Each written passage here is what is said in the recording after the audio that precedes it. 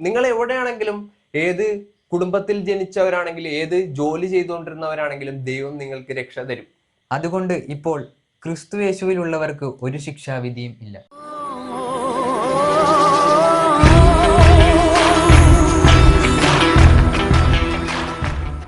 പ്രിയപ്പെട്ട സുഹൃത്തുക്കളെ, ഞങ്ങൾ ഇന്ന് വളരെ സന്തോഷമുള്ള ഒരു വിഷയമായിട്ടാണ് നിങ്ങളുടെ മുമ്പിൽ വന്നിരിക്കുന്നത്. ഇത് ഞങ്ങൾക്ക് വളരെ സന്തോഷകരമായിരുന്നു. ഞങ്ങൾ ഇത് ആദ്യമായി കേട്ടപ്പോൾ നിങ്ങൾക്കും ഇത് ഉറപ്പായിട്ട് സന്തോഷകരമാകുമെന്ന് ഞങ്ങൾ പ്രത്യാശിക്കുന്നു. ഇന്ന് നമ്മൾ എന്തിനെ കുറിച്ചാണ് പറയുന്നത്? ഇന്ന് നമ്മൾ സംസാരിക്കാൻ പോകുന്നത് രക്ഷ എല്ലാ മനുഷ്യർക്കും. അതെ, രക്ഷ എല്ലാ മനുഷ്യർക്കും ഉള്ളതാണ്. ആദ്യം തന്നെ നമുക്ക് ഒന്ന് ചിന്തിക്കാം, എന്തിനാണ് രക്ഷ? എന്തിൽ നിന്നാണ് മനുഷ്യന് രക്ഷ വേണ്ടത്? മനുഷ്യൻ പാപം ചെയ്തു, ദൈവത്തിൽ നിന്ന് അകന്നുപോയി. കറക്റ്റ്. ഓരോ മനുഷ്യനും പാപം ചെയ്തു. ആരെങ്കിലും പാപം ചെയ്യാത്തവരായിട്ടുണ്ടോ? ബൈബിൾ എന്താണ് പറയുന്നത്? ബൈബിൾ പ്രകാരം കുഞ്ഞുങ്ങൾ മാത്രമാണ് പാപം ചെയ്യാതിരിക്കുന്നത്, അവർ നിഷ്കളങ്കരാണ്. അതെ, റോമർ 3:23 പ്രകാരം എല്ലാവരും പാപം ചെയ്ത് ദൈവ തേജസ് ഇല്ലാത്തവരായി തീർന്നു എന്നാണ് ബൈബിൾ പറയുന്നത്. എല്ലാവരും. ഓക്കെ, നമുക്ക് അതിനു മുമ്പ് വേറൊരു കാര്യം കൂടി ചിന്തിക്കാം. ബൈബിളിൽ അല്ലെങ്കിൽ ദൈവത്തിന്റെ കണ്ണിൽ വലിയ പാപം, ചെറിയ പാപം അങ്ങനെ എന്തെങ്കിലും ഉണ്ടോ? ഏയ്, ബൈബിൾ പ്രകാരം ചെറിയ പാപം, വലിയ പാപം അങ്ങനെയൊന്നുമില്ല. കാരണം അതിന് നമുക്ക് ഒരു വാക്യം വായിച്ചാൽ മതി. അതൊന്ന് വായിക്കാം. ഏത് വാക്യമാണ് വായിക്കാൻ പോകുന്നത്? വെളിപാട് 21:8 വാക്യം. എന്നാൽ ഭീരുക്കൾ, അവിശ്വാസികൾ, അറയ്ക്കപ്പെട്ടവർ, കുലപാതകന്മാർ, ദുർനടപ്പുകാർ, ക്ഷുദ്രക്കാർ, ബിംബാരാധികൾ എന്നിവർക്കും ഭോഷ്കു പറയുന്ന ഏവർക്കുമുള്ള ഓഹരി തീയും ഗന്ധകവും കത്തുന്ന പൊയ്കയിലത്രേ. അത് രണ്ടാമത്തെ മരണം. നമ്മൾക്ക് ഇവിടെ തന്നെ കാണുവാൻ പറ്റും, ദൈവം അങ്ങനെ കൊലപാതകം ചെയ്തവരെ വേറെ ലിസ്റ്റ്, അല്ലെങ്കിൽ കള്ളം പറഞ്ഞവരെ, ഭോഷ്ക് പറയുന്ന ഏവർക്കും എന്നാണ് അവസാനത്തെ ആളുടെ പേര്.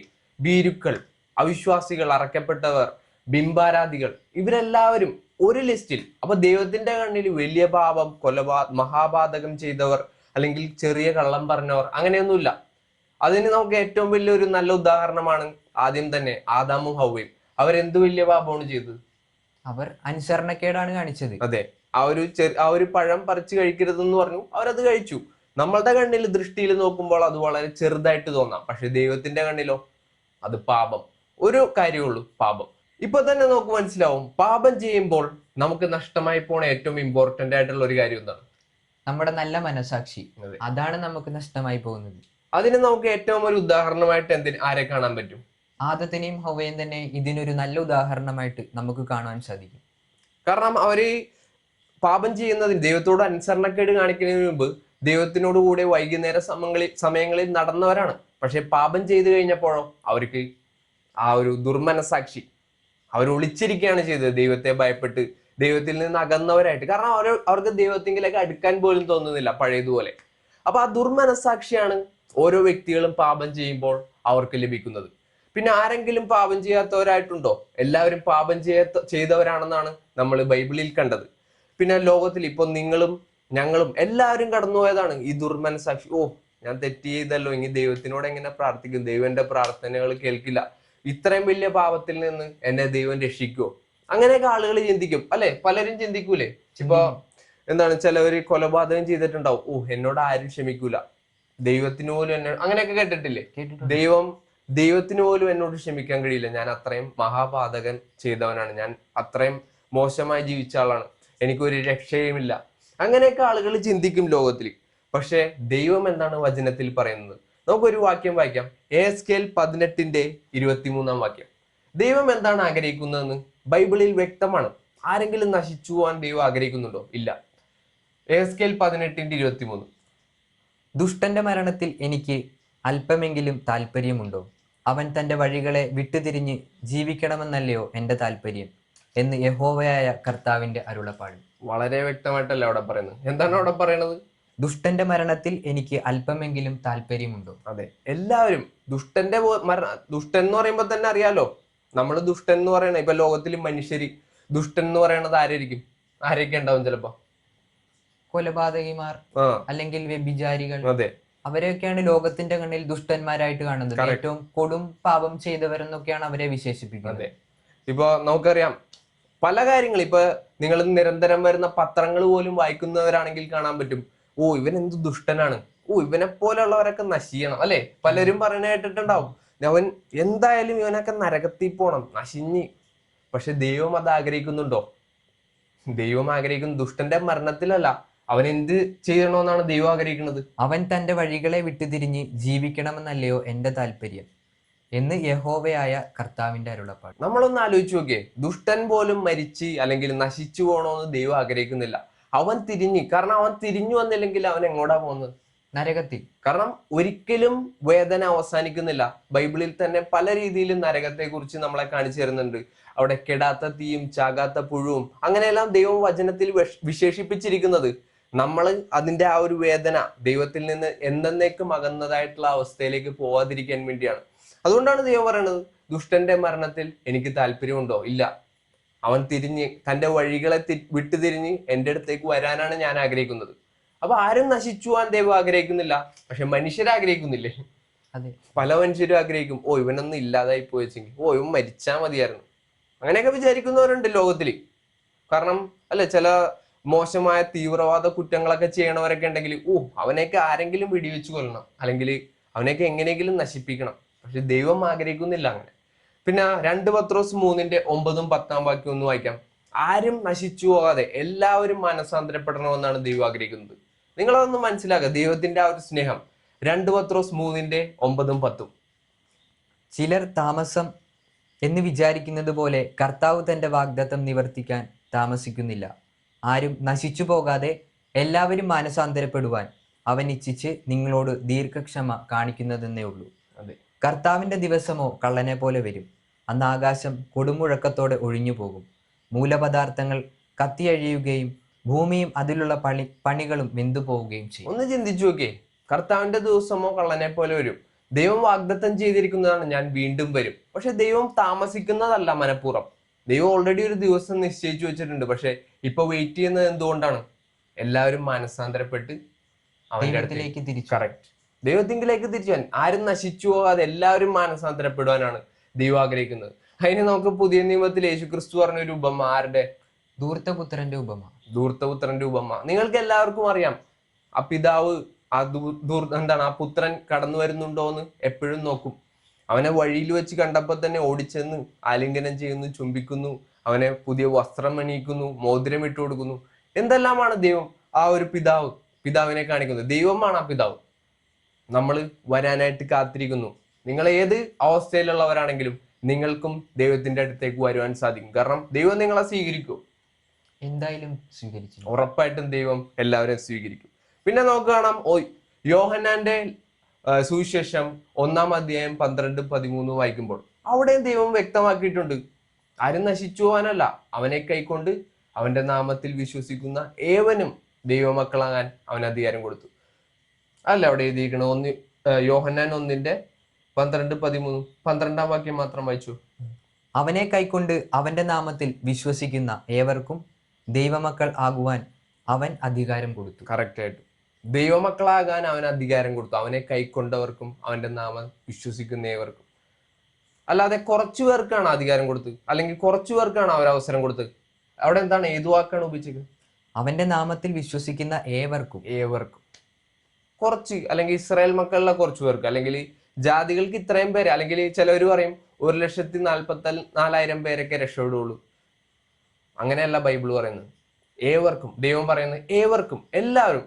ഇപ്പൊ യോഹന്നാൻ 3:16 നിങ്ങൾക്ക് ചിലപ്പോൾ അറിയായിരിക്കും ഓൾറെഡി. തന്റെ ഏകജാതനായ പുത്രനിൽ വിശ്വസിക്കുന്ന ഏവനും നശിച്ചു പോകാതെ നിത്യജീവൻ പ്രാപിക്കേണ്ടതിന് ദൈവം അവനെ നൽകുവാൻ തക്കവണ്ണം ലോകത്തെ സ്നേഹിച്ചു. ലോകത്തിലുള്ള കാറും ബൈക്കും അല്ലെങ്കിൽ കെട്ടിടങ്ങളെയാണോ ദൈവം സ്നേഹിച്ചത്? ഒരിക്കലുമല്ല, മനുഷ്യരെയാണ്. ദൈവത്തിന്റെ ഛായയിലും സ്വരൂപത്തിലും സൃഷ്ടിക്കപ്പെട്ട മനുഷ്യരെയാണ് ദൈവം സ്നേഹിച്ചത്. അത് നിങ്ങൾക്ക് മനസ്സിലായെന്ന് വിചാരിക്കുന്നു. പല ആൾക്കാരും വിചാരിക്കും പഴയ നിയമത്തിലെ ദൈവം വളരെ ക്രൂരനും പുതിയ നിയമത്തിൽ വന്നപ്പോൾ എല്ലാവരെയും രക്ഷയിലേക്ക് വിളിക്കുന്ന ഒരു സാധുവുമായി മാറി. അങ്ങനെ ദൈവം മാറിയോ? ഒരിക്കലും മാറിയിട്ടില്ല. കാരണം ദൈവം പഴയ നിയമത്തിലും ഒന്നാണ്, പുതിയ നിയമത്തിലും സെയിം തന്നെയാണ്. കാരണം പഴയ നിയമത്തിൽ ഇപ്പൊ ഒരു ഉദാഹരണം പറയുകയാണെങ്കിൽ ആരായിരുന്നു? നമ്മുടെ രാഹാബ് എന്ന് പറഞ്ഞ ഒരു വേശ്യ. വളരെ മോശമായ ഒരു ജീവിതം ജീവിച്ച സ്ത്രീയായിരുന്നു രാഹാബ്. പക്ഷെ നമുക്ക് കാണാം, ദൈവം അവളെ രക്ഷിച്ചു. നിങ്ങൾക്ക് യോശുവ 2-ാം അധ്യായം, 3-ാം അധ്യായം, 4, 5, 6 അങ്ങനെയുള്ള അധ്യായങ്ങൾ വായിക്കുമ്പോൾ മനസ്സിലാവും ആരാണ് രാഹാബ്. അവള് പക്ഷെ ദൈവത്തെ വിശ്വസിച്ചു. ചെങ്കടൽ കടന്നു വന്ന ഇസ്രായേൽ മക്കളെ അവൾക്കറിയാം, അവൾ കേട്ടു. ഈജിപ്തില് ദൈവം അവരെ എങ്ങനെയാണ് വിടുവിച്ചത്? അത്രയും ബാധകളൊക്കെ അയച്ചു. ഈജിപ്തിന്റെ രാജാവായ ഫറവോൻ അവന്റെ ഹൃദയം കഠിനപ്പെടുത്തിയത് കൊണ്ട് ദൈവം അവിടെ ബാധകൾ അയച്ചു. ഈജിപ്തിനെ നശിപ്പിച്ചത് ലോകം മുഴുവനും കേട്ടു. കാരണം ഈജിപ്ത് വളരെ പവർഫുൾ ആയിട്ടുള്ള രാജ്യമായിരുന്നു. ലോകം മുഴുവനും കേട്ടു. പക്ഷെ രാഹാബ് മാത്രമേ തീരുമാനം എടുത്തുള്ളൂ ഇസ്രായേൽ മക്കളെ സഹായിക്കാൻ. ആ എരിഹോ പട്ടണത്തിലായിരുന്നു അവൾ താമസിച്ചത്. പക്ഷെ ഞങ്ങൾ അധികം പറയുന്നില്ല അതിനെപ്പറ്റി. പക്ഷെ രാഹാബ് എന്ന് പറഞ്ഞാൽ അത്രയും മോശമായി ജീവിച്ചിരുന്ന ആ ഒരു സ്ത്രീയെ പോലും ദൈവം രക്ഷിക്കാനായിട്ട് ആഗ്രഹിച്ചില്ലേ? ആഗ്രഹിച്ചു. നമുക്ക് കാണാം, യേശുക്രിസ്തുവിന്റെ വംശാവലിയിൽ രാഹാബിന്റെ പേരുണ്ട്. മത്തായി 1-ാം അധ്യായം വായിക്കുമ്പോൾ നിങ്ങൾക്ക് മനസ്സിലാവും യേശുക്രിസ്തുവിന്റെ വംശാവലിയിൽ രാഹാബിന്റെ പേര് എങ്ങനെ വന്നു. അവളുടെ വിശ്വാസം. ദൈവം നിങ്ങൾ എവിടെയാണെങ്കിലും, ഏത് കുടുംബത്തിൽ ജനിച്ചവരാണെങ്കിലും, ഏത് ജോലി ചെയ്തുകൊണ്ടിരുന്നവരാണെങ്കിലും ദൈവം നിങ്ങൾക്ക് രക്ഷ തരും. നിങ്ങൾ ആഗ്രഹിച്ചാൽ മാത്രം. ദൈവത്തിനെ ഭയപ്പെടുക, ദൈവത്തിനെ സ്നേഹിക്കുക. ദൈവത്തിന്റെ വൻ പ്രവൃത്തികളൊക്കെ നിങ്ങൾക്കറിയാം. ലോകം മുഴുവനും നിങ്ങൾ നോക്കുക, സൃഷ്ടികളെ. ദൈവം ആകാശത്തിലേക്ക് രാത്രി നോക്കുക, നക്ഷത്രങ്ങളെ, സൂര്യനും ചന്ദ്രനും നക്ഷത്രങ്ങളും എല്ലാം. ദൈവം എങ്ങനെ ഇതെല്ലാം ഉണ്ടാക്കി? ദൈവത്തെ മഹത്വപ്പെടുത്താൻ നിങ്ങൾക്ക് ദൈവമുണ്ട്. ഓക്കെ. പിന്നെ അതുപോലെ നമുക്ക് പഴയ നിയമത്തിൽ വേറൊരു ഉദാഹരണം ആരായിരിക്കും? നിനവേ പട്ടണത്തിലേക്ക് ദൈവം അയച്ചൊരു മനുഷ്യനുണ്ട്, യോനാ പ്രവാചകൻ. അവിടെ പോയി. നിനവേ എന്ന് പറഞ്ഞാൽ വളരെ മോശമായ പട്ടണമായിരുന്നു. അശീരിയൻ സാമ്രാജ്യം എന്ന് പറഞ്ഞാൽ വളരെ ക്രൂരന്മാരാണ് ചരിത്രത്തിൽ. അവരെ കൊല ചെയ്തിട്ട്, അതായത് ഓരോ സ്ഥലങ്ങളെ പോയി അവർ പിടിച്ചടക്കിയിട്ട് അവരെല്ലാം കൂട്ടിയിടും കൂന പോലെ. ഞങ്ങളോട് കളിച്ചാൽ നിങ്ങൾക്ക് ഇതായിരിക്കും അനുഭവം. വളരെ ക്രൂരന്മാരായിട്ടാണ് അശീരിയൻ സാമ്രാജ്യത്തെ അറിയപ്പെട്ടത്. അശീരിയൻ സാമ്രാജ്യത്തിന്റെ തലസ്ഥാനമായിരുന്നു നിനവേ. ഈ നിനവയിലേക്കാണ് ദൈവം യോനാ പ്രവാചകനെ അയച്ചത്. ദൈവം സ്നേഹിക്കാത്തത് കൊണ്ടാണോ യോനാ പ്രവാചകനെ അയച്ചത് അങ്ങോട്ട്? ഒരിക്കലുമല്ല. ദൈവം സ്നേഹിച്ചു. ദൈവം അവരും തിരിഞ്ഞു വരണമെന്ന് ആഗ്രഹിച്ചു. യോന അവിടെ പോയി പ്രസംഗിച്ചു. 40 ദിവസം കൊണ്ട് നിങ്ങൾ തിരിഞ്ഞു വന്നില്ലെങ്കിൽ ദൈവം നിനവേ നശിപ്പിച്ചു കളയും. അവര് തിരിഞ്ഞു വന്നോ ഇല്ലയോ? തിരിഞ്ഞു വന്നു. അവര് പറഞ്ഞില്ല 39 ദിവസം കഴിഞ്ഞിട്ട് ഞങ്ങൾ തിരിഞ്ഞു വരാന്നല്ല പറഞ്ഞത്. ഉടനെ അവര് മാനസാന്തരപ്പെട്ടു. അതാണ് ദൈവം നമ്മളെ കുറിച്ചും ആഗ്രഹിക്കുന്നത്. എല്ലാവർക്കും ദൈവം അവസരം കൊടുക്കും. പക്ഷെ നമ്മൾ ദൈവത്തിങ്കിലേക്ക് മടങ്ങി വരിക. ദൈവം അതാണ് ആഗ്രഹിക്കുന്നത്. ദുഷ്ടൻ പോലും തിരിഞ്ഞ് എൻ്റെ അടുക്കലേക്ക്, അവന്റെ വഴികളെ വിട്ട് തിരിഞ്ഞു വരണമെന്നാണ് ദൈവം ആഗ്രഹിക്കുന്നത്. ഇപ്പോൾ നമ്മൾ രാഹാബിനെയും നിനവേ പട്ടണത്തിലെ നിവാസികളെയും കണ്ടു. മൂന്നാമതൊരു ഉദാഹരണമായിട്ട് എടുക്കുകയാണെങ്കിൽ പുതിയ നിയമത്തിൽ പൗലോസിന്റെ പഴയ പേരെന്തായിരുന്നു? പൗലോസിന്റെ പഴയ പേരാണ് ശൗൽ. ശൗലിനെ കുറിച്ച് പ്രവൃത്തി 9-ന്റെ 1-ാം വാക്യം ഒന്ന് വായിച്ചു നോക്കിയേ. ശൗൽ കർത്താവിന്റെ ശിഷ്യന്മാരുടെ നേരെ ഭീഷണിയും കുലയും നിശ്വസിച്ചുകൊണ്ട് മഹാപുരോഹിതന്റെ അടുക്കൽ ചെന്നു. ഒന്ന് ചിന്തിച്ചു നോക്കുക, പൗലോസ് അപ്പോസ്തലൻ എങ്ങനെയായിരുന്ന ഒരു വ്യക്തിയാണ്? കുലയും ഭീഷണിയും നിശ്വസിച്ചുകൊണ്ട്. അതായത് കർത്താവിന്റെ ശിഷ്യന്മാരുടെ നേരെ ദൈവത്തിന് എതിരായിട്ട് പ്രവർത്തിച്ചുകൊണ്ടിരുന്നതാണ്. സ്റ്റെഫാനോസിനെ കല്ലെറിഞ്ഞു കൊന്നപ്പോൾ ശൗൽ അവിടെ ഉണ്ടായിരുന്നു. അതായത് പിന്നീട് പൗലോസായി മാറിയതാണ്. പക്ഷെ ആദ്യം ശൗൽ എന്നായിരുന്നു അറിയപ്പെട്ടത്. നിങ്ങളൊന്ന് ആലോചിച്ചു നോക്കുക. ദൈവം ശൗലിനോട് ക്ഷമിച്ചു. ദൈവം ശൗലിന് രണ്ടാമതൊരു അവസരം കൊടുത്തു. പൗലോസ് അപ്പോസ്തലൻ പറയുന്നുണ്ട്, പാപികളിൽ ഞാൻ ഒന്നാമൻ. അതാണ് ബൈബിളിൽ പൗലോസ് തന്നെ കുറിച്ച് തന്നെ അദ്ദേഹത്തിന്റെ ആദ്യത്തെ കാലഘട്ടത്തെ കുറിച്ച് പറയുമ്പോൾ പറഞ്ഞിരിക്കുന്നത്. ആ പാപികളിൽ ഞാൻ ഒന്നാമൻ, അപ്പോസ്തലന്മാരിൽ ഏറ്റവും ചെറിയവനായ എനിക്ക്. അങ്ങനെയൊക്കെയാണ് പൗലോസ് പറയുന്നത്. കാരണം പൗലോസ് അങ്ങനെ ജീവിച്ചിരുന്ന ഒരാളാണ്. പക്ഷെ ന്യായപ്രമാണ പ്രകാരം താൻ ശരിയാണ് ചെയ്യുന്നതെന്നാണ് അദ്ദേഹം വിചാരിച്ചത്. പക്ഷെ ദൈവത്തിന്റെ മുമ്പിൽ വളരെ തെറ്റായിരുന്നു. ശൗലിനെ ദമസ്കോസിലേക്ക് പോകുമ്പോൾ യേശുക്രിസ്തു അവനോട് ചോദിച്ചു, ശൗലെ നീ എന്നെ ഉപദ്രവിക്കുന്നത് എന്ത്? ശൗല് യേശുക്രിസ്തുവിനെയാണ് ഉപദ്രവിച്ചുകൊണ്ടിരുന്നത്. അപ്പൊ തന്നെ പക്ഷെ നമുക്ക് കാണാം, ഇതിലെ ഏറ്റവും വലിയ കാര്യം ശൗല് തിരിഞ്ഞു വന്നു. അല്ലെ, ശൗല് തിരിഞ്ഞു വരുന്നില്ലെങ്കിൽ ദൈവം അവനോട് ക്ഷമിക്കുമായിരുന്നു? ഒരിക്കലും ക്ഷമിക്കില്ല. അതാണ് നമ്മൾ കാണേണ്ടത്. ശൗല് തിരിഞ്ഞു വന്നു. ദൈവം വെളിപ്പെടുത്തി കൊടുത്തപ്പോൾ, ഇന്ന് ചെയ്യുന്നത് തെറ്റാണെന്ന് കാണിച്ചു കൊടുത്തപ്പോൾ ശൗല് തിരിഞ്ഞു വന്നു. നമ്മളും നമ്മുടെ ജീവിതത്തിൽ അങ്ങനെ ആയിരിക്കണം. നമ്മളെ ദൈവം കാണിച്ചു തരുന്നു പല രീതിയിൽ, പല ആളുകളിലൂടെ ആയിരിക്കാം, ദൈവത്തിന്റെ വചനമായ ബൈബിളിലൂടെ ആയിരിക്കാം, അല്ലാതെ വേറൊന്നിലൂടെയും ദൈവം വരുന്നില്ല. പല ആളുകളിലൂടെ നമ്മളോട് സംസാരിക്കാം, അവരെ ദൈവം ഉപയോഗിക്കാം. പക്ഷെ നമ്മൾ എന്നിട്ടും അത് നിരസിച്ച് തള്ളിക്കളഞ്ഞാൽ നമ്മളെ ദൈവത്തിന് സഹായിക്കാൻ പറ്റില്ല. കാരണം ദൈവം നിങ്ങളെയും സ്നേഹിക്കുന്നു ഒരുപാട്. പക്ഷെ നിങ്ങൾ തിരിഞ്ഞു വരാനുള്ളത് നിങ്ങളുടെ മാത്രം തിരഞ്ഞെടുപ്പാണ്. ഇപ്പൊ അബ്രഹാമിനെയും ലോത്തിനെയും നമുക്ക് കാണാം. ഈ ലോത്ത് സോദോം ഗൊമോറ എന്നുള്ള സോദോമിൽ പോയി താമസിച്ചു. അവിടെ നശിപ്പിക്കാനായിട്ട് പോയപ്പോൾ ദൈവം ദൈവത്തോട് അബ്രഹാം വിലപേശുന്നത് പോലെ ചോദിക്കുന്നുണ്ട്, ഇവിടെ ഇത്രയും നീതിമാന്മാരുണ്ടെങ്കിൽ നീ ആ പട്ടണത്തെ നശിപ്പിക്കുമോ? ഒന്നും കൂടി ചോദിക്കട്ടെ, ഞാൻ ഇത്രയും 10 നീതിമാന്മാർ ഉണ്ടെങ്കിൽ അത് നശിപ്പിക്കുമോ? ദൈവം പറയുന്നു, ഇല്ല, 10 നീതിമാന്മാരുണ്ടെങ്കിൽ ഞാൻ അത് നശിപ്പിക്കില്ല. അങ്ങനെ പല പ്രാവശ്യം വിലപേശുന്നത് പോലെ സംസാരിക്കുന്നതായിട്ട് നമുക്ക് കാണാം. ഉൽപ്പത്തി പുസ്തകം 18-ാം അധ്യായം നിങ്ങൾക്ക് അത് വായിച്ചു നോക്കാം. ദൈവം അത്രയും കരുണയുള്ളവനാണ്. ആരും നശിച്ചു പോകരുതെന്നാണ് ദൈവം ആഗ്രഹിക്കുന്നത്. നീതിമാൻ എവിടെ ഉണ്ടെങ്കിലും ദൈവം അവനെ സ്നേഹിക്കുന്നു. ദുഷ്ടൻ പോലും തിരിഞ്ഞു വരാനാണ് ദൈവം ആഗ്രഹിക്കുന്നത്.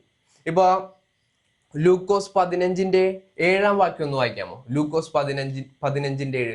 15-ാം അധ്യായത്തിലാണ് ആ ഒരു 100 ആടുകൾ ഉണ്ടായിട്ട് അതിൽ ഒരെണ്ണം നഷ്ടപ്പെട്ടു പോയപ്പോൾ അതിനെ തെരഞ്ഞു കണ്ടുപിടിച്ച ആ ഒരു ഇടയന്റെ സന്തോഷത്തെ കുറിച്ച് പറയുന്നത്. ദൈവം അത്രയും സന്തോഷിക്കുന്നു. 100 ആടുകൾ ഉണ്ടായിരുന്നു, പക്ഷെ ഒരാടിനെ നഷ്ടപ്പെട്ടു. എന്നാ പിന്നെ ഇടയൻ വിചാരിച്ചോ, ഒരെണ്ണമല്ലേ പോയുള്ളൂ, 99 ഉണ്ടല്ലോ. അങ്ങനെയല്ല ദൈവം. ആ ഒരാടിനെ കിട്ടുന്നത് വരെ തെരഞ്ഞന്വേഷിച്ച് കണ്ടെത്തി കൊണ്ടുവന്നതിന് ശേഷം അത്രമാത്രം സന്തോഷമാണ് അവിടെ ലൂക്കോസ് 15-1 മുതൽ വായിക്കുമ്പോൾ. 7-ാം വാക്യവും മാത്രം നമുക്കൊന്ന് വായിക്കാം. അങ്ങനെ തന്നെ മാനസാന്തരം കൊണ്ട് ആവശ്യമില്ലാത്ത 99 നീതിമാന്മാരെ കുറിച്ചുള്ളതിനേക്കാൾ മാനസാന്തരപ്പെടുന്ന ഒരു പാപിയെ ചൊല്ലി സ്വർഗത്തിൽ അധികം സന്തോഷമുണ്ടാകും എന്ന് ഞാൻ നിങ്ങളോട് പറയുന്നു. ഒന്ന് ചിന്തിച്ചു നോക്കിയേ, മാനസാന്തരപ്പെടുന്ന ഒരു പാപിയെ ചൊല്ലി, അതായത് തിരിഞ്ഞു വരുന്ന, തെറ്റ് നിർത്തി ശരിയായ കാര്യം ചെയ്യാൻ തുടങ്ങുന്ന ആ ഒരു പാപിയെ ചൊല്ലി സ്വർഗത്തിൽ വളരെ സന്തോഷം ഉണ്ടാവും. ഇത് സത്യമാണ്. നിങ്ങളുടെ ജീവിതത്തിൽ നിങ്ങളിത് മനസ്സിലാക്കുക. കാരണം ദൈവം ആഗ്രഹിക്കുന്ന കാര്യമാണ്. പിന്നെ നമുക്ക് കാണാം എന്താണ്, 1 തിമോത്തിയോസ് 2:4. ഇതെല്ലാം വചനത്തിലുള്ളതാണ്. ആരും നശിച്ചു പോകരുത്. പലരും പറയും, അല്ലെ, നേരത്തെ നമ്മൾ സംസാരിച്ചപ്പോ കേട്ടതല്ലേ, അതായത് ചിലവര് പാപം ചെയ്തവര് ലോകത്തിന്റെ കണ്ണിൽ വലിയ പാപം, ചെറിയ പാപം, അങ്ങനെയൊക്കെയുള്ള രീതിയിലാണ് തരംതിരിക്കപ്പെട്ടിരിക്കുന്നത് പാപത്തെ. പിന്നെ അതുമാത്രമല്ല, നമ്മൾ അന്നേരം ചിന്തിച്ചത് ചിലവര് നിങ്ങൾ എത്ര കഷ്ടപ്പെട്ടാലും കാര്യമില്ല, ദൈവം നിങ്ങളെ തെരഞ്ഞെടുക്കണം. അങ്ങനെ ഒരു ടീച്ചിങ് പുറത്തുണ്ട്. കാരണം നിങ്ങൾ എത്ര മാനസാന്തരപ്പെട്ട് തെറ്റ് നിർത്തി വചനം അനുസരിച്ച് ജീവിക്കാൻ നോക്കിയാലും കാര്യമില്ല, ദൈവം നിങ്ങളെ തെരഞ്ഞെടുത്തില്ലെങ്കിൽ നിങ്ങൾക്ക് ദൈവത്തിന്റെ അടുത്തേക്ക് വരാൻ സാധിക്കില്ല. ദൈവം എല്ലാവരും തിരഞ്ഞെടുക്കുന്നുണ്ട്, പക്ഷെ തിരഞ്ഞെടുപ്പ് നിങ്ങൾക്കും ഉണ്ട്. നിങ്ങൾ തിരഞ്ഞെടുത്താൽ മാത്രമേ ദൈവം നിങ്ങളെ തിരഞ്ഞെടുക്കുന്നതുകൊണ്ട് കാര്യമുള്ളൂ. കാരണം ആരെങ്കിലും നശിച്ചു പോകാൻ ദൈവം ആഗ്രഹിക്കുന്നുണ്ട് എന്നാണോ നമ്മൾ വായിച്ചത്, അല്ലെങ്കിൽ ആഗ്രഹിക്കുന്നില്ല എന്നാണോ നമ്മൾ വായിച്ചത്? ദൈവം ആഗ്രഹിക്കുന്നില്ല ആരും നശിച്ചു പോകാൻ, എല്ലാവരും തിരിഞ്ഞു വരാനാണ് ആഗ്രഹിക്കുന്നത്. പക്ഷെ അവൻ ലോകസ്ഥാപനത്തിന് മുൻപേ അവനറിയാം ആരൊക്കെ അവനെ തെരഞ്ഞെടുക്കും, ആരെല്ലാം അവനെ തള്ളിക്കളയും, അല്ലേ? ദൈവം എല്ലാം ഓൾറെഡി കണ്ടു കഴിഞ്ഞവനാണ്. അപ്പൊ നമുക്ക് 1 തിമോത്തിയോസ് 2:4 വായിക്കാം. അവൻ സകല മനുഷ്യരും രക്ഷ പ്രാപിപ്പാനും സത്യത്തിന്റെ പരിജ്ഞാനത്തിൽ എത്തുവാനും ഇച്ഛിക്കുന്നു. ഇതാണ് ദൈവത്തെ കുറിച്ച് പറയുന്നത്. അവൻ സകല മനുഷ്യരും രക്ഷ പ്രാപിപ്പാനും സത്യത്തിന്റെ പരിജ്ഞാനത്തിൽ എത്തുവാനും ഇച്ഛിക്കുന്നു. നമ്മളൊന്ന് ചിന്തിച്ചു നോക്കിയേ, സകല മനുഷ്യരെ കുറിച്ചും ദൈവം ആഗ്രഹിക്കുന്ന ഇതാണ്. അല്ലാതെ കൊലപാതകം അല്ലെങ്കിൽ പീഡനം ചെയ്തവർക്ക് രക്ഷയില്ല എന്നല്ല ദൈവം പറയുന്നത്. അവര് ഹൃദയം കഠിനപ്പെടുത്തി അവര് ഭൗതികമായി മരിച്ചു കഴിഞ്ഞാൽ അവർക്ക് പിന്നെ രക്ഷയില്ല. അവർക്ക് നിത്യനാശമായ ശിക്ഷാവിധി, നരകമാണുള്ളത്. പക്ഷെ അവര് ജീവനോടെ ഇരിക്കുമ്പോൾ ദൈവത്തിങ്കിലേക്ക് തിരിഞ്ഞു വരാൻ അവർ ആഗ്രഹിച്ചാൽ അവർക്കും രക്ഷയുണ്ട്. എല്ലാ മനുഷ്യർക്കും രക്ഷ. പല രീതിയിൽ ജീവിച്ചവരുണ്ടാവും ലോകത്തിൽ. എല്ലാവർക്കും ദൈവം അവസരം കൊടുക്കുന്നുണ്ട്. കാരണം നരകം അത്രയും വേദനാജനകമാണ്, അത്രയും വേദനയുള്ളതാണ്. കാരണം അവിടെ നിന്ന് ആ വേദന 1,00,000 വർഷമാണോ? ഒരിക്കലും 1,00,000 വർഷമല്ല, പക്ഷെ ഒരിക്കലും തീരുന്നില്ല, നിത്യത, ഒരിക്കലും തീരാത്ത. പിന്നെ നമുക്ക് കാണാം, സുവിശേഷമാണ് എല്ലാവരെയും രക്ഷിക്കുന്നത്. ഇത് നിങ്ങൾക്ക് വേണമെങ്കിൽ പരിശോധിച്ച് നോക്കാം. ഞങ്ങൾ ആ ഒരു ഡിസ്ക്രിപ്ഷനിൽ വീഡിയോസ് ഇടുന്നുണ്ട്, നേരത്തെ ചെയ്തിട്ടുണ്ട്, എങ്ങനെ നിങ്ങൾക്ക് രക്ഷ പ്രാപിക്കാം. റോമർ 1:16 വാക്യം ഒന്ന് വായിക്കാം. സുവിശേഷത്തിന്റെ ആ ഒരു ശക്തി, ക്രിസ്തു നിങ്ങളുടെ പാപങ്ങൾക്ക് വേണ്ടി മരിച്ചു. എല്ലാവരും, കാരണം നമ്മൾക്ക് ഇന്ന് എല്ലാവർക്കും രക്ഷയുള്ളത്, എല്ലാവർക്കും ആ ഒരു രണ്ടാമതൊരു അവസരമുള്ളത്, ക്രിസ്തു നിങ്ങളുടെ പാപങ്ങൾക്ക് വേണ്ടി മരിച്ചു, അടക്കപ്പെട്ടു, തിരുവെഴുത്തുകളിൻ പ്രകാരം അവൻ 3-ാം നാൾ ഉയർത്തെഴുന്നേറ്റു. അതുകൊണ്ടാണ് ഉയർത്തെഴുന്നേറ്റു. അവൻ അനവധി ആളുകൾക്ക് പ്രത്യക്ഷനായി അവൻ സ്വർഗാരോഹണം ചെയ്തു. അല്ലെങ്കിൽ നമുക്ക് ആർക്കും രക്ഷയില്ല. റോമർ 1:16 വായിക്കാം. സുവിശേഷത്തെക്കുറിച്ച് എനിക്ക് ലജ്ജയില്ല. വിശ്വസിക്കുന്ന ഏവനും, ആദ്യം യഹൂദനും പിന്നെ യവനനും, അതു രക്ഷയ്ക്കായി ദൈവശക്തിയാകുന്നുവല്ലോ. സുവിശേഷത്തെക്കുറിച്ച് എനിക്ക് ലജ്ജയില്ല. വിശ്വസിക്കുന്ന ഏവനും, ആദ്യം യഹൂദനും പിന്നെ യവനനും, അത് രക്ഷയ്ക്കായി ദൈവശക്തിയാണ്. രക്ഷയ്ക്കായിട്ടുള്ള ദൈവശക്തി ഒന്നേ ഉള്ളൂ. ഒരേ ഒരു കാര്യമാണ് സുവിശേഷം. എന്താണ് സുവിശേഷം? നല്ല വാർത്ത. എന്താണ് ആ നല്ല വാർത്ത? നിങ്ങൾ പാപം ചെയ്ത് നിങ്ങൾ ദൈവത്തിൽ നിന്ന് അകന്നവരായി എന്നുള്ളതല്ല നല്ല വാർത്ത. അത് വളരെ മോശമായ വാർത്തയാണ്. അതാണ് ആദ്യം നമുക്ക് കിട്ടുന്നത്. പക്ഷെ നല്ല വാർത്ത എന്താണ്? ക്രിസ്തു നിങ്ങളുടെ പാപങ്ങൾക്ക് വേണ്ടി തിരുവെഴുത്തുകളിൻ പ്രകാരം മരിച്ചു, അടക്കപ്പെട്ടു, തിരുവെഴുത്തുകളിൻ പ്രകാരം മൂന്നാം നാൾ ഉയർത്തെഴുന്നേറ്റു. അതാണ് സുവിശേഷം. നിങ്ങൾ ഇത് കേൾക്കാതെ പോകരുത്. കാരണം നമ്മൾ റോമർ 8:1, ക്രിസ്തു യേശുവിലേക്ക് ഒരാൾ സുവിശേഷം അനുസരിച്ച് വന്നു കഴിഞ്ഞാൽ അവന്റെ അവസ്ഥ എന്താണ്? റോമർ 8:1. അതുകൊണ്ട് ഇപ്പോൾ ക്രിസ്തു യേശുവിലുള്ളവർക്ക് ഒരു ശിക്ഷാവിധിയും ഇല്ല. ഒന്ന് ചിന്തിച്ചു നോക്കി, എത്രയും മനോഹരമായ ഒരു അവസ്ഥയാണ്. ഇത് കേൾക്കുമ്പോൾ നിങ്ങൾക്ക് സന്തോഷമില്ലേ? ഒരു ശിക്ഷാവധിയും ഇല്ല. നിങ്ങൾ ഇത്രയും നാൾ ചെയ്ത ഒരു കാര്യവും ദൈവം ഓർക്കുന്നില്ല. അതെല്ലാം ലംഘനം ക്ഷമിച്ചും പാപം മറച്ചും കിട്ടിയവൻ ഭാഗ്യവാൻ, അനുഗ്രഹിക്കപ്പെട്ടവൻ എന്നാണ് പഴയ നിയമത്തിൽ സങ്കീർത്തനത്തിൽ എഴുതിയിരിക്കുന്നത്. അതുപോലെ ക്രിസ്തു യേശുവിലുള്ളവർക്ക് ഒരു ശിക്ഷാവധിയില്ല. എല്ലാം ദൈവം മാറ്റി. അതുപോലെ 2 കൊരിന്ത്യർ 5:17, ഒരുത്തൻ ക്രിസ്തുവിലായാൽ അവൻ ആരാണ്? പുതിയ സൃഷ്ടി. പഴയത് കഴിഞ്ഞുപോയി, ഇത് അതാ പുതുതായി തീർന്നിരിക്കുന്നു. പുതിയത് അല്ലാതെ ദൈവം പഴയതിനെടുത്ത് റിപ്പയർ ചെയ്ത് എന്താണ്, ഇപ്പൊ നമ്മൾ പേപ്പറിലൊക്കെ കുത്തി വരച്ചിട്ടിട്ട് അത് മായ്ക്കാൻ നോക്കിയാൽ അപ്പോഴും അവിടെ ഒരു മാർക്കുകളൊക്കെ ഉണ്ടാവും. പഴയ പേപ്പറാന്നേ തോന്നുള്ളൂ. പക്ഷെ ദൈവം എന്താണ്? പുതിയതാക്കുന്നു. ഒരുത്തൻ ക്രിസ്തുവിലായാൽ അവൻ പുതിയ സൃഷ്ടിയാണ്, പഴയത് കഴിഞ്ഞുപോയി. അവസാനമായി ഓക്കെ, നിങ്ങൾ ദൈവത്തെ അനുസരിച്ചു, നിങ്ങളുടെ പഴയ വഴികളൊക്കെ വിട്ടു, നിങ്ങൾ നല്ല രീതിയിലാണ് ഇപ്പൊ ജീവിക്കുന്നത്, മറ്റുള്ളവരെ സഹായിക്കുന്നു, ദൈവത്തിന്റെ കൽപ്പനകളൊക്കെ അനുസരിക്കുന്നു, അങ്ങനെയൊക്കെ ജീവിക്കുന്ന ഒരു വ്യക്തിയായിരിക്കാം. പക്ഷെ എന്ന് പറഞ്ഞ് നിങ്ങളുടെ ഭൗതികമായി നിങ്ങൾ നേരത്തെ ചെയ്ത തെറ്റുകളുടെ ആ ഒരു ഭൗതിക ആ ഒരു കോൺസിക്വൻസ് അല്ലെങ്കിൽ പരിണിത ഫലങ്ങളെ മാറുന്നുണ്ടോ? മാറുന്നില്ല. ഇപ്പോ അതിനെക്കുറിച്ച് ഒരു ഉദാഹരണം പറയുകയാണെങ്കിൽ, നിങ്ങളൊരു വളരെ മദ്യപാനിയായിട്ട് ജീവിക്കുന്ന ഒരു വ്യക്തിയായിരുന്നേക്കാം. അപ്പൊ ഒരു ലിവർ സിറോസിസ് എന്ന് പറഞ്ഞ ഒരു അസുഖം വന്നു എന്ന് വിചാരിച്ചോ. ക്രിസ്തുവിലേക്ക് വരുമ്പോൾ ആ അസുഖം മാറുന്നുണ്ടോ? മാറുന്നില്ല. പാപത്തെ മാത്രമാണ് ദൈവം എടുത്തു മാറ്റുന്നത്. വേറെ എന്തൊക്കെ ഉണ്ടാവും? പുകവലിക്കുന്ന ഒരാൾക്ക് ലങ് ക്യാൻസർ. അതെ, ലങ് ക്യാൻസർ ചിലപ്പോൾ മാറില്ല. ചിലപ്പോഴല്ല, അത് മാറാനല്ല ക്രിസ്തുവിലേക്ക് വരുന്നത്. ചികിത്സ കിട്ടിക്കഴിഞ്ഞാൽ ചിലപ്പോൾ മാറുമായിരിക്കാം, ഏതെങ്കിലും ഫസ്റ്റ് സ്റ്റേജ് ഒക്കെ ആണെങ്കിൽ, അല്ലേ? അതെ. പക്ഷേ നമുക്കറിയാം അതിനു വേണ്ടിയിട്ടല്ല ക്രിസ്തുവിലേക്ക് വരുന്നത്. ക്രിസ്തു യേശുവിൽ വരുന്നവർക്ക് നിത്യജീവനാണ് ദൈവം നൽകുന്നത്. അല്ലാതെ ഭൗതികമായ അവരുടെ ജീവിതം വളരെ സന്തോഷമാകും, അവരുടെ രോഗങ്ങൾ മാറും, അല്ലെങ്കിൽ അവർക്ക് വളരെ സമ്പത്ത് വർദ്ധിക്കും, അതൊന്നുമല്ല. ഇപ്പൊ വളരെ മോശമായി, ഇപ്പൊ നമ്മൾ പഴയ നിയമത്തിൽ കണ്ടല്ലോ, രാഹാബ് വേശ്യ, അതുപോലെ ജീവിച്ചിട്ട് ഇപ്പൊ ഒരു എയ്ഡ്സ് രോഗമാണ് വന്നിരിക്കുന്നതെങ്കിൽ എന്തായിരിക്കും? അത് മാറുമോ ക്രിസ്തുവിലേക്ക് വരുമ്പോൾ? മാറില്ല. അത് മാറാനല്ല, അവര് ജീവിച്ചത് അവരനുഭവിക്കണം. ഇപ്പൊ ഒരു കള്ളനെ കുറിച്ച് പറയുകയാണെങ്കിൽ, അവനൊരു കള്ളനായിട്ടാണ് ജീവിച്ചത്. അവൻ കള്ളനായിട്ട് അത് ജീവിച്ചു, അത് നിർത്തി. ക്രിസ്തുവിലേക്ക് വന്നപ്പോൾ അവൻ നല്ല കാര്യങ്ങൾ ചെയ്ത് വളരെ അധ്വാനിച്ച് മറ്റുള്ളവരെ സഹായിക്കുന്ന ഒരു വ്യക്തിയാണ്.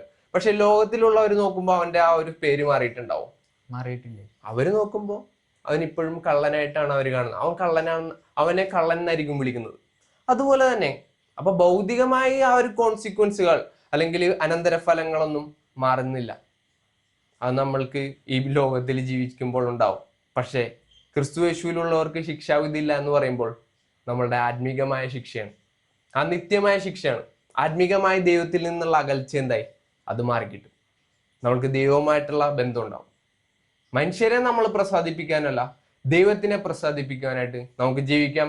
അതിനായി നിങ്ങളെ ഈ വീഡിയോ സഹായിക്കുമെന്ന് ഞങ്ങൾ പ്രാർത്ഥിക്കുന്നു. ഇതൊരു ചെറിയ വിഷയമല്ല, ചെറിയ വീഡിയോ ആണ്, പക്ഷെ ഇതൊരു ഏറ്റവും പ്രധാനപ്പെട്ട വിഷയമാണ്. ഇത് നിങ്ങൾക്ക് വളരെയധികം സന്തോഷം കൊണ്ടുവരുമെന്ന് ഞങ്ങൾ പ്രാർത്ഥിക്കുന്നു. ഇത് ഞങ്ങൾക്ക് വളരെ സന്തോഷം കൊണ്ടുവന്നു. ദൈവം നിങ്ങളെല്ലാവരെയും അനുഗ്രഹിക്കട്ടെ. Thank you.